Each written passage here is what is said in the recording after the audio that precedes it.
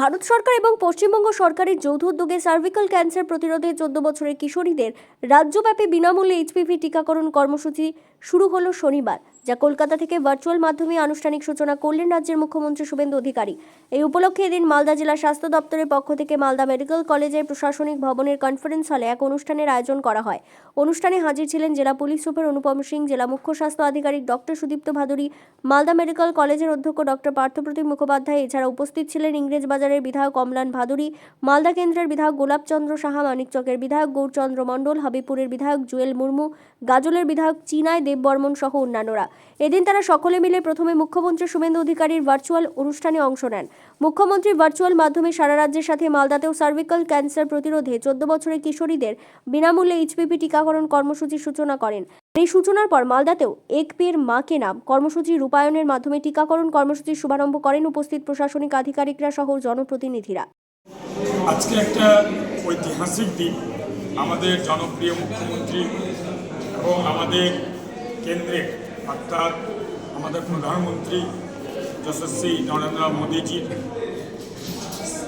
পশ্চিমবাংলায় আমাদের এইখানে HPV ভ্যাকসিনের শুভ সূচনা।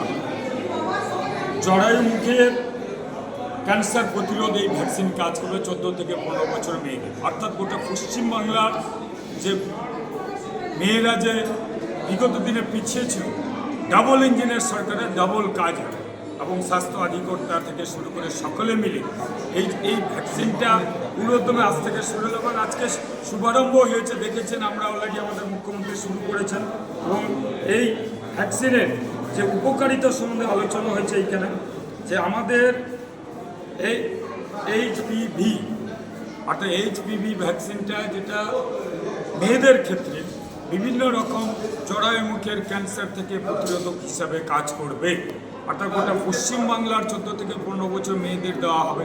তার যে উপশম বা কোনো ব্যবস্থা যদি কোনো রকম হয়, প্রত্যেকটা হাসপাতালে, মেডিকেল কলেজগুলোতে এবং লোকাল হাসপাতালগুলোতে সুব্যবস্থা আছে, সবাই পাবে।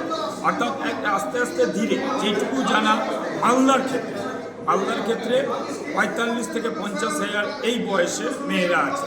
তাহলে সার্বিকভাবে স্বাস্থ্য পরিষেবা যেরকম উন্নত হচ্ছে, সেই রকমই ট্রিটমেন্ট উন্নত হচ্ছে। তারা এই ভ্যাকসিনটাও দেওয়ার মাধ্যমে ভবিষ্যৎ সুনিশ্চিত